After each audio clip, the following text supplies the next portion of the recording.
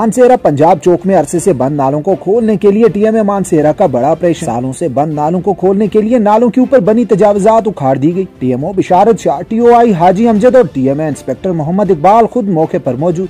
मानसेरा में हल्की सी बारिश के बाद पंजाब चौक झील का मंजर पेश कर रहा होता है। पंजाब चौक और जलालाबाद चौक मेन शारा रेशम पर वाक़या है, जबकि इस रोड को कुशादा करना, नालों की सफाई और दीगर काम महकमा एनएचए की जिम्मेदारी में आता है। मगर महकमा एनएचए की नाअहली और काम चोरी की वजह से पंजाब चौक और जलालाबाद चौक में बारिश के बाद गुजरना महाल हो जाता है। रोड पर पानी आने से आवाम का जीना दोबार हो जाता है। अगर आज तक महकमा एनएचए की जानिब से इस पर कोई काम नहीं हुआ। अवामी मुश्किलात को देखते हुए टीएमओ मानसेरा सैयद बिशारत शाह और उनके स्टाफ ने नालों को खोलने के लिए बड़ा ऑपरेशन शुरू कर दिया है। दिन को शुरू होने वाला ऑपरेशन रात गए तक जारी रहा। टीएमए के अमले ने नालों पर बनी तजावजात को उखाड़ कर नालों की सफाई शुरू कर दी है। पंजाब चौक और जलालाबाद में दुकानदारों ने नालों पर तजावजात बनाई हुई थी, जबकि जगह जगह गंद फेंकने से नाले गंदगी से मुकम्मल तौर पर भर गए थे, जिसकी वजह से बारिश के बाद सारा पानी रोड पर आ जाता था। ऑपरेशन के मौके पर टीएमओ सैयद बिशारत हुसैन शाह, टीओआई हाजी अमजद और टीएमए इंस्पेक्टर मोहम्मद इकबाल खुद मौके पर मौजूद थे और काम की निगरानी कर रहे थे।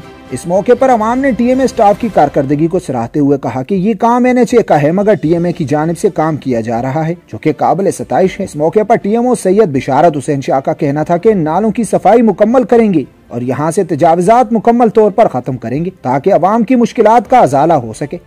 बिस्मिल्लाहिर्रहमानिर्रहीम।